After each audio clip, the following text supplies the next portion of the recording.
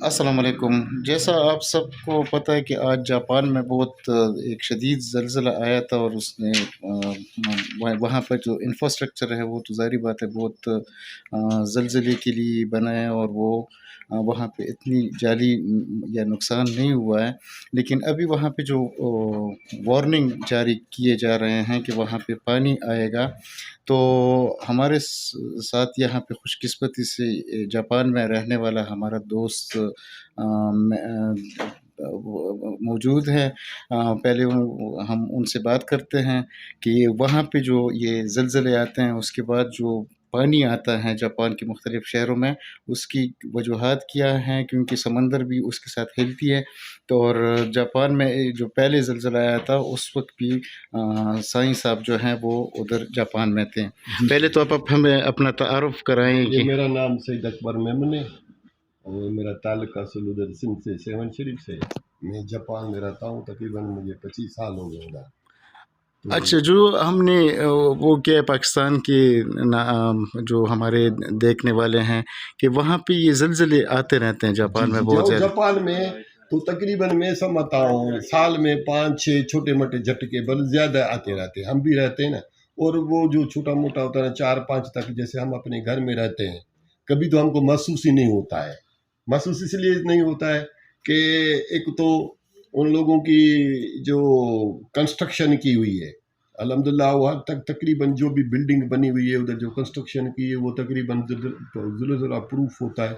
اس میں سمجھتا ہوں کہ اسکیل 8 یا 9 تک شاید وہ برداشت کر جاتی ہے ان کی بلڈنگ وغیرہ، ٹھیک ہے نا۔ دوسرا وہ جو ان کے گھر وغیرہ بنے ہوتے ہیں وہ اس کے لکڑی استعمال ہوتی ہے، ہماری طرح یہ کنکریٹ وغیرہ استعمال نہیں ہوتا۔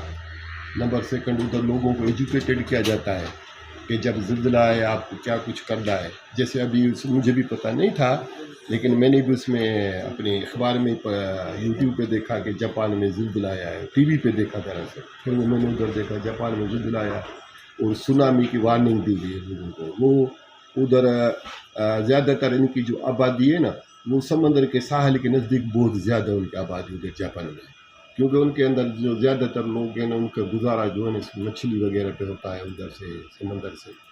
تو یہ جو زلزلہ آتا ہے نا قدرتی طور پہ ظاہر ہے جب زمین ہلتی ہے تو وہ جو پانی کی جو جس کو ہم وہ لہریں بولیں یا پانی کی سطح وہ قدرتی طور پہ اوپر آ جاتی ہے۔ جب اوپر آتی ہے تو پھر وہ لہریں بھی اسی حساب سے آتی ہے۔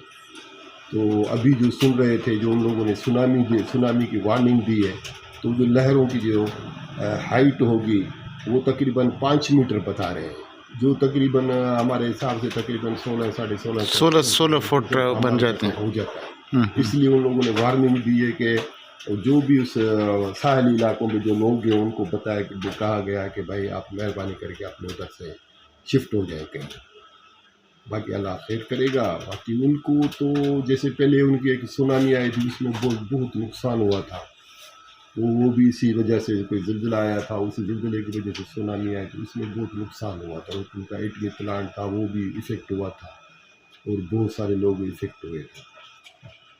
باقی آج کا جو زلزلہ ہے یہ ویسے وہاں پہ یہ زیادہ اسکیل کا زلزلہ تھا جو آج آیا ہے؟ آج میں نے جو اخبار میں پڑھا ہے شاید 7.4 تھا، اور یہ تو بہت بڑا زلزلہ، لیکن اب وہ خبروں میں بتا رہے تھے کہ بھائی کچھ جو ہے نا شاید ادھر گھر وغیرہ ڈیمیج ہوئے، لیکن ابھی وہ کتنی کیویلٹیز ہوئی اس کا تو ہمارا رابطہ نہیں ہے۔ شاید میں کل گھر فون کروں تو پھر وہ بتائیں گے، لیکن اتنا نقصان نہیں ہوا ہے اس سے۔ آپ جس علاقے میں رہتے ہیں وہ بھی ساحلی علاقہ ہے سمندر کے ساتھ؟ جس میں ہم رہتے ہیں دراصل ہم رہتے ہیں ادھر ہوکائیڈو سائڈ پہ، تو یہ جاپان جو ہے نا جاپان ہے جزیرے کی نما ہے۔ جب جاپان کے تقریباً چاروں طرف تو ہے سمندر، اس کی یہ زمینی راستہ کسی ملک سے نہیں لگتا۔ ایک طرف اس کے چائنا ہے، رشیا ہے، یا وہ نارتھ کوریا ہے، کوریا اس کے ساتھ۔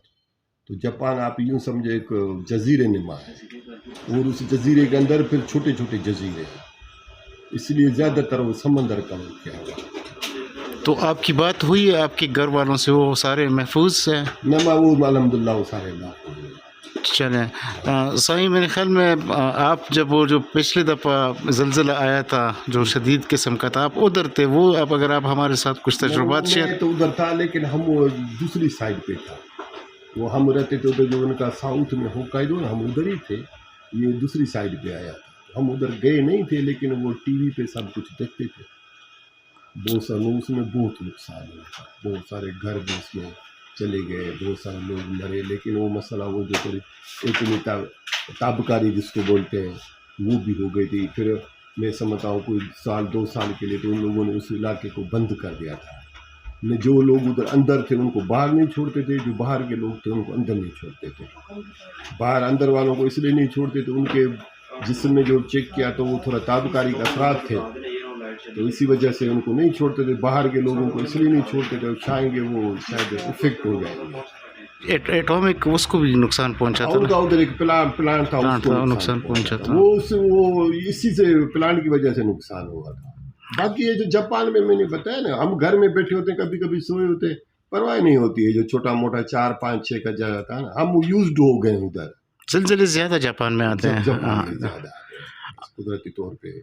अच्छा, उन्होंने जो वो इमारतें बनाई हैं, जिस तरह अभी 7.5 जो आज का ज़लज़ला आया था, वो भी तो बहुत मतलब एक तरह से बहुत तो वो इमारत तो मैं थोड़े से क्रैक्स आप बता रहे थे कि आ गए हैं, लेकिन उसको नुकसान नहीं पहुंचता है। उसमें क्या ये किस तरह का बना? वो जो उनकी कंस्ट्रक्शन है ना, वो कंस्ट्रक्शन ये इतनी करते हैं उसके हिसाब से। जैसे अगर मिसाल हम बिल्डिंग इधर बनाते हैं, हमने तो 4, 5, 6 फुट खोदी और 3 फुट का 2 फुट का बेड लगा दिया। अब उन लोगों ने बहुत एक टेक्नोलॉजी आई, बड़े गोल गोल जैसे पाइप नुमा वो ज़मीन में घुसेड़ते हैं।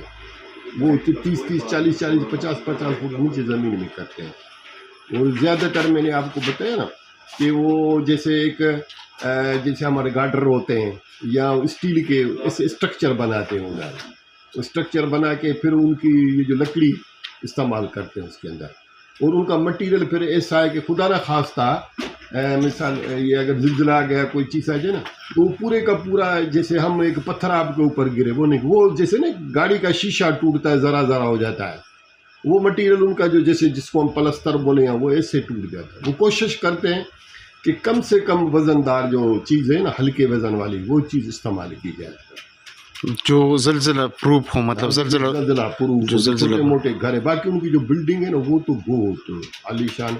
वलालम जो हमने उधर सुना है तकरीबन 8-9 तक तो कुछ भी नहीं होता है बिल्डिंगों को। अच्छा, 8-9 स्केल का अगर ज़लज़ला तो तकरीबन नहीं होता कुछ। बाकी घर जो होते हैं उनके हमारी तरह बड़े नहीं होते, ज़्यादा उधर आपको घर डबल स्टोरी मिलेगा, ज़्यादा नहीं करते। बाकी छोटे मोटे फ्लैट, बाकी फ्लैट्स वगैरह बनाते हैं तो उधर 30, 40 मंजिला भी बिल्डिंग्स हैं, तो वो लेकिन वो उनका है ना अपने हिसाब से उसको जो होता है कंस्ट्रक्शन या आर्किटेक्चर जो उसका नक्शा बनाता है, सब हर चीज़ का ख्याल रखते हैं।